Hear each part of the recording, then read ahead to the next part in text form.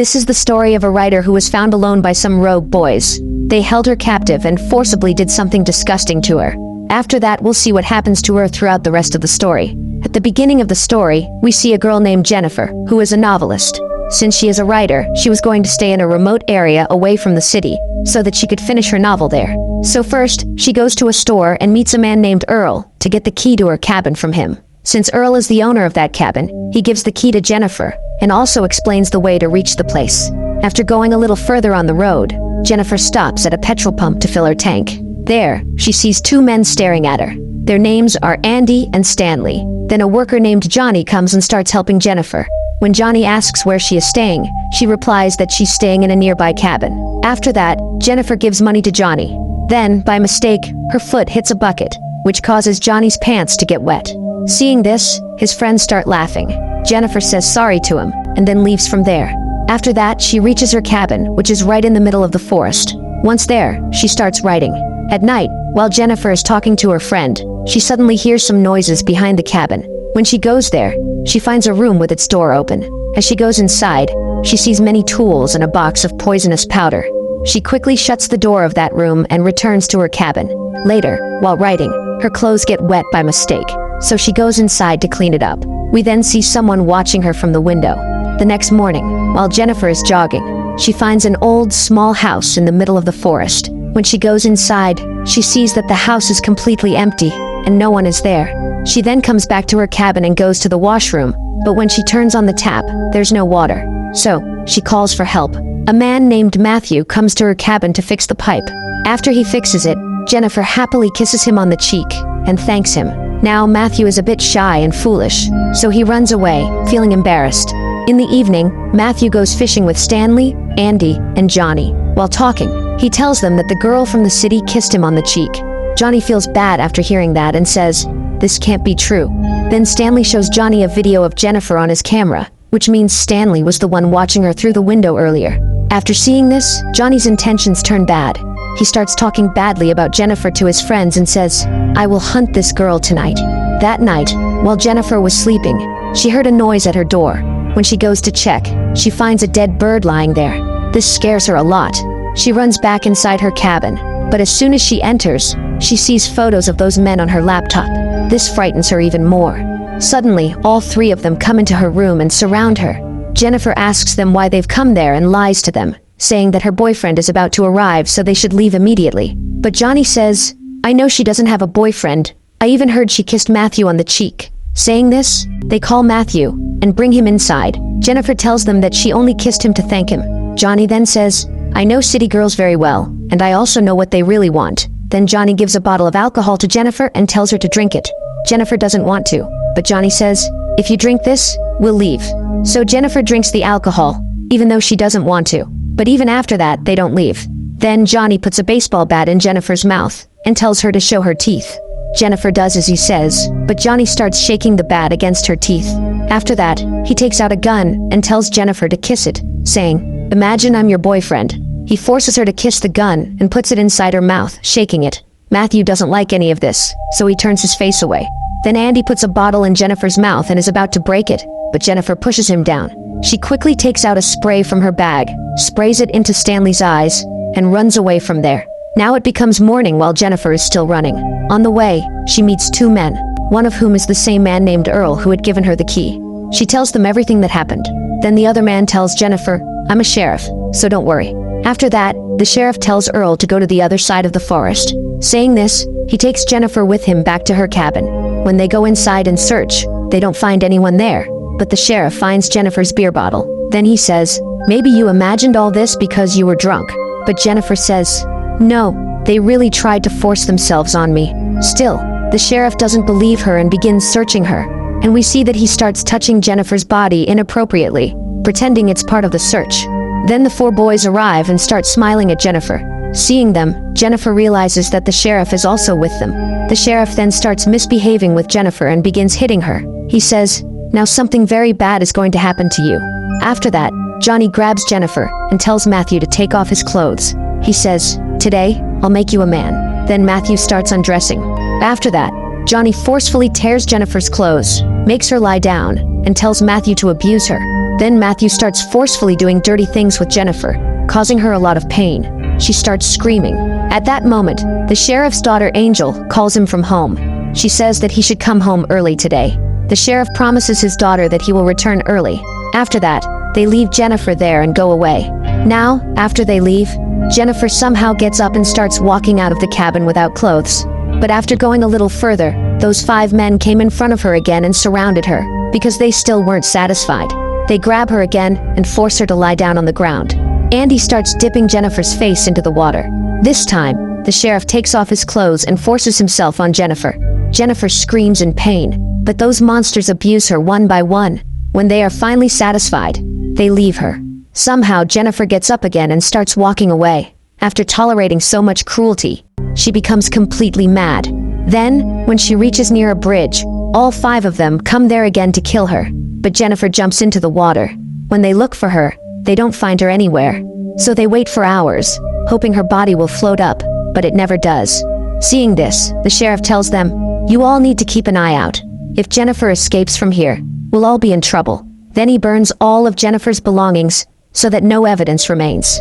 That night, the sheriff goes to his house and meets his daughter. She surprises him by saying that she has been selected for the honors program. The next day, the sheriff goes to Earl and returns the keys to the cabin. Earl asks him, "Did that girl leave from here?" To which he replies, "Yes, she left." In the next scene, we see that all of them are still searching for Jennifer, but they can't find her anywhere. Meanwhile, Matthew is feeling very guilty about what he did to Jennifer. One day, Earl calls the sheriff and says that he received a call from Jennifer's sister. She was asking why Jennifer hasn't returned yet and whether something wrong happened to her. The sheriff replies, "No, nothing like that happened. She just left." The next morning, Stanley comes running to Andy and Johnny and tells them that his camera has been stolen. That camera had all the video clips of Jennifer. Hearing this, Johnny starts beating Stanley and says, "Why did you even need to record all that?" That night, while Johnny is at his house, he hears a sound at his door. When he goes to check, he finds a dead bird there. He thinks Stanley and Andy are trying to prank him, but he hears the same sound again. When he goes to check again, he finds one of Jennifer's slippers at his door. This scares him a lot. Then he hears another sound coming from the bushes. As he goes further, he finds Matthew's rubber bands lying there. Seeing this, he starts thinking that Matthew is the one behind all of this. The next day, we see the sheriff coming to his house, where his wife gives him a gift and tells him that someone sent it for him. Inside, there's also a cassette. When the sheriff takes the cassette in his hand and looks at it, he gets very scared. He then goes to the boys and starts beating Stanley, shouting, "Why did you even record that video?" Then Johnny says, "Someone was troubling me last night, and I know Matthew is behind all this because he feels guilty about Jennifer's death. That's why he wants to scare us." Then the sheriff tells them to find Matthew and bring him back. He himself goes to Earl and shoots him dead, because Earl had started to suspect him too. Meanwhile, Matthew is sitting outside Jennifer's house feeling guilty. Then he hears Jennifer's voice, which makes him cry. When he goes upstairs, he sees Jennifer sitting on a sofa in front of him. She calls him over and says, "I know you're feeling guilty." Then Matthew starts apologizing to Jennifer and says, "I didn't mean to do that to you." But Jennifer puts a rope around his neck and starts tightening it, due to which Matthew becomes unconscious. Andy and Stanley are searching for Matthew. While searching, Andy enters a deserted house, where he sees a mattress. Meanwhile, Jennifer appears in front of Stanley. When he sees her and tries to hit her, his foot gets caught in a trap. He starts screaming and calls out to Andy. When Andy arrives, Jennifer comes from behind and attacks him. Then she hits Stanley on the head too, knocking him unconscious. When Andy opens his eyes, he finds himself hanging in a bathtub with the help of a wooden stick. Jennifer turns on the water and starts filling the tub. She ties Stanley to a tree and starts recording a video of him while feeding him a rat. She puts a fishing hook in his eyelids and ties the thread to the tree so he can't blink. Then Jennifer goes to Andy, but Andy starts apologizing to her. As he begs for mercy, Jennifer says, "I came to you once with the same request, but none of you listened. Instead, you all took advantage of me." Then she dips his face in the water and says, "Now, I'm going to give you a very painful death." After that, she goes to Stanley and cuts open the stomach of a fish, takes out its flesh, and puts it in Stanley's eyes. Then she returns to Andy, pours acid into the water, and removes the stick from under him. As a result, Andy sinks into the acid-filled water, and his face begins to burn. Meanwhile, birds come near Stanley and start eating the flesh in his eyes. They even take out his eyes, causing him to die a horrible death. In this way, Jennifer kills both of them. After that, Jennifer goes to the petrol pump, where she attacks Johnny and kidnaps him. When Johnny regains consciousness, he finds himself tied up and without clothes. Shocked to see Jennifer standing in front of him, Jennifer asks, "Do you know what I'm going to do to you?" Saying this, she pulls out all his teeth one by one, causing Johnny immense pain. He starts shouting and cursing Jennifer. Hearing this, Jennifer says, "You're very proud of your manhood, but after today, you won't be." Saying this, she takes a pair of scissors and cuts off his machine, then puts it in his mouth. Johnny screams in extreme pain and dies on the spot. Meanwhile, while the sheriff is at work, his wife calls him and says, "A teacher from our daughter Angel's school has come." Then Angel also tells the sheriff, "My teacher is very nice. She's going to take me to the playground." But the sheriff says, "Let me talk to your teacher." Then we see that the teacher is none other than Jennifer, who has come there pretending to be a teacher. When Jennifer tells her name to the sheriff, he is shocked and says, "Please don't hurt my daughter." But Jennifer disconnects the call and takes his daughter with her.